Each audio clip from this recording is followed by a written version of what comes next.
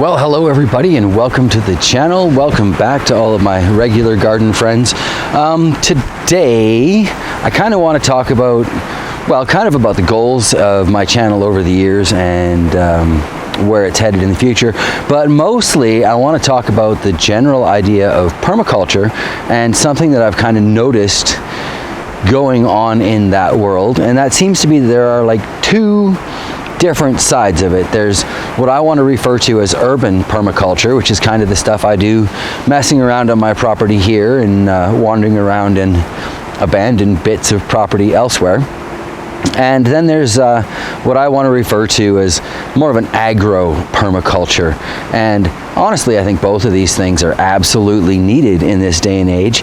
But I've noticed a little bit of tension kind of in these two groups. And I've also noticed that when you're reading some of the documents from these big, like, agro permaculture guys, I'll use Mark Shepard as a good example with his Restoration Agriculture. It's a fabulous book, excellent read or listen, depending on which way you go about devouring your literature these days.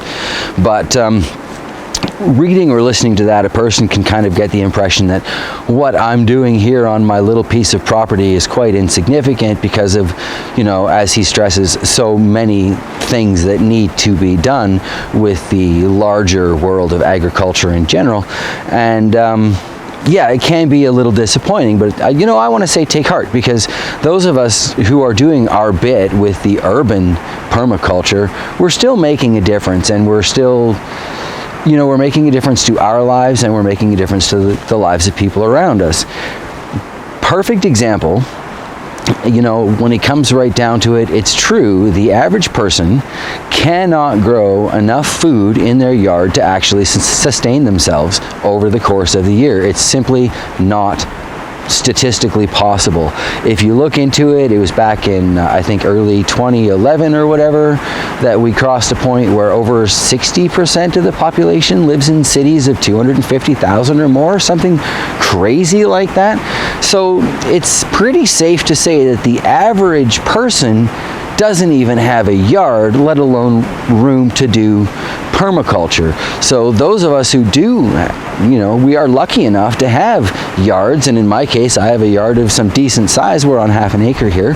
There's almost a bit of an obligation to do a little bit of something about it. And like I say, no matter how much of the space we take up with garden, we're not going to be able to produce everything we need for a year. I can't even really get into livestock here, so that's a whole different thing too. But what I am doing is I'm littering this property with long-term food plants.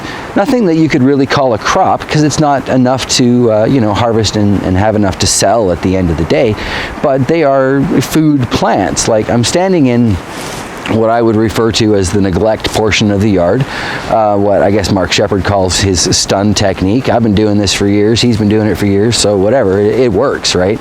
But I plant bushes and shrubs and in a couple of places failed attempts at trees back here that will produce something we can eat, because at the end of the day, we are all kind of slaves to the industrial food market, especially people who, as I say, living in a city, living in a high-rise. What do you got? Maybe a patio. You can grow a tomato plant if you're lucky, So you are totally trapped without using money to buy food. You're going to starve and die. Like, that's all there is to it. It's not that different out here in the sticks. Sure, I'm surrounded by farmland. Across this fence is a 500-acre field that we'll talk about in a few minutes here, but that's not exactly producing any food for me. I've seen, in 5 years, I've seen maybe 3 deer back there, so even if I was trying to go with the hunter-gatherer route, I'm not getting anything out of there that's going to feed me and my family. However, on this property, I have planted raspberries. They're going to continue to grow, and they're going to put out more raspberries and just become a denser area. They need a little bit of management, but after they get going, they're producing food every year. So we've got raspberries. I've got red currants. So that's another one. That's a really nice plant to grow. It provides a nice wall of green. Right, even now, it is still nice and green, while almost all of the other plants around here, you can see the trees behind me. There's not a leaf on that. Nothing collecting solar energy there. But if the sun was shining shining right now instead of all this cloudy muck that we've got going, those red currants would be pumping energy into the soil and working towards next year's crop, producing quite a few berries, and they're delicious. If you haven't tried red currants, you should. I'm also going to be adding white and black currants to that collection in the future, but I don't have them now, so they're not going on the list, okay? What else we got? We got Saskatoon berries. We got 3 different plantings of Saskatoon berries, 2 of which came with the house, and are like 12, 15 feet tall. They produce more than enough berries for us to get our fill of in the year, and plenty for the birds to get their fill of in the year. Let's see, add to that, we've got gooseberries growing, there are apples growing, there are pears growing, we've got cherries growing. There are so many things growing around here, producing a little bit of food and helping to provide us with a little bit of independence from that industrial food system that we are all kind of dependent on. And like I say, no matter what I do on this property, at the end of the day, I'm going to have to go to the grocery store sooner or later, and I'm going to have to purchase things that came from industrial agriculture. And that is kind of what these big guys are saying needs to change, and I absolutely agree. I just think that there needs to be kind of a definite line kind of drawn between urban, like what I'm doing here and what you guys can do in your smaller city lots, and you know, things like that, planting a bush, planting a tree, doing what you can to liberate yourself from the slavery of the industrial food market. And then agro permaculture, which is the industrial food market, needs to change. It needs to move forward. And actually I'm going to reposition the camera, and I'll show you exactly why I feel that way. This is the pretty part of industrial agriculture.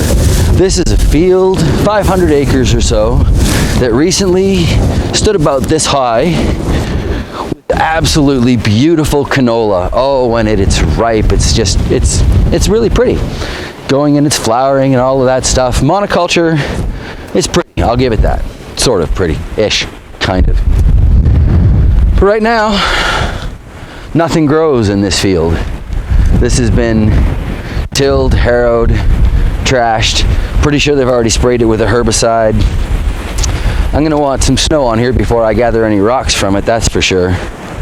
But this is where all of our margarine comes from. This is where all of our cooking spray comes from. And this is where all of our wonderful canola cooking oil comes from. This is the pretty side, like I say, of industrial agriculture. You don't even want to get into what goes on in confinement barns. Unfortunately, that's what I do for a living. I have promised not to take a camera in there, and I wouldn't want to do that to you anyway. But let's just leave it at when the opportunity comes that I can make a better life for some livestock, I'm going to do it, and I'm going to feel real good about it. And I apologize to any vegetarians that might offend, but yeah, I'm an equal opportunity consumer, and I will always eat meat. Therefore, I look forward to raising my own in a much healthier manner. But when you look at this and think about what could be done from a more permaculture perspective, there could be trees in this field that are sucking up a little bit of sunshine. There could be maples in here, there could be pines in here for lumber, there could be a wide variety of trees growing in this field all year round, feeding the soil that then feeds the crops that feed us. You know, like Mark Shepard's really big on chestnut trees and walnuts and things like that, and I look forward to implementing a lot of his suggestions actually in the future. But that's not really, I'm not here to pitch anybody, I just want to talk about concepts. Industrial agriculture really needs to look into a more permaculture mindset. There could be livestock running on this. If this was all forage, just, you know, basically grasslands to run our beef cattle through, to run our mutton through, to run our turkeys through, whatever, then it would still be green. Even in the tall grasses I've got the tripod sitting in right now, a lot of it is rustling and dead and brown because I don't graze it, I don't mow it. But there is a lot of green still in the bottom of there. And when the sun is shining, it is sucking up that light. It is still productive, and it is not blowing away in this vicious wind I've got going right now. It is not having the moisture sucked out of it by this cold air that is being blown in this wind. All of this exposed oil, or all of this exposed soil, pardon me, is suffering exactly that. So if it's covered, it's going to do better. We need to really start thinking about our resource base on an industrial scale. And I know I'm preaching to the choir, because if you clicked this video, then you're already a little more into this mindset than your average person out there. But the truth of the matter is, right now, because there are so few people willing to go out there and make the change and look like that crazy neighbor guy who's just moved in, who's lost his mind, he's absolutely doing it all wrong, but there are so few people willing to go out there and take that chance. This is how we have to feed ourselves. What's the best way to put this? I think we all know something has to change, but I think the biggest part of it is those of us who want to affect a change but necessarily can't, city dwellers, perfect example, we need to look at where we're spending our money and what types of farming we're encouraging. It might cost a little bit more to get something that's locally grown than, for whatever reason, something that's been shipped halfway around the globe. But you know what? That thing that's locally grown is putting money into the pockets of your neighbors, comparatively speaking, which means it's getting spent in your neighborhood, which means it's helping keep your community alive. Isn't that better than sending your money halfway around the world to some giant corporation and some shipping company and some oil exec and like all of that stuff? We've got to start making better decisions when it comes to these things. We have got to start spending our money wisely and encouraging people to go out there and take the chance and, well, do the kind of things like, well, people like you and I would like to see done, you know. Right now, this is the reality. And like I say, this is the pretty side of it. I don't know. I want to see something different. But at the same time, I am also going to head in because, as I said, this is a cold wind ripping across this field. Trees would probably change that, slow it down a little bit, some sort of shrubbery, some sort of bush. So much we could do, so much we could do. But yeah, I am freezing, so I'm heading in. Thank you guys if you have watched the video up to this point. I really do appreciate the time that you spend with me. If you're new to the channel, then by all means do that like, subscribe thing and share it with your friends.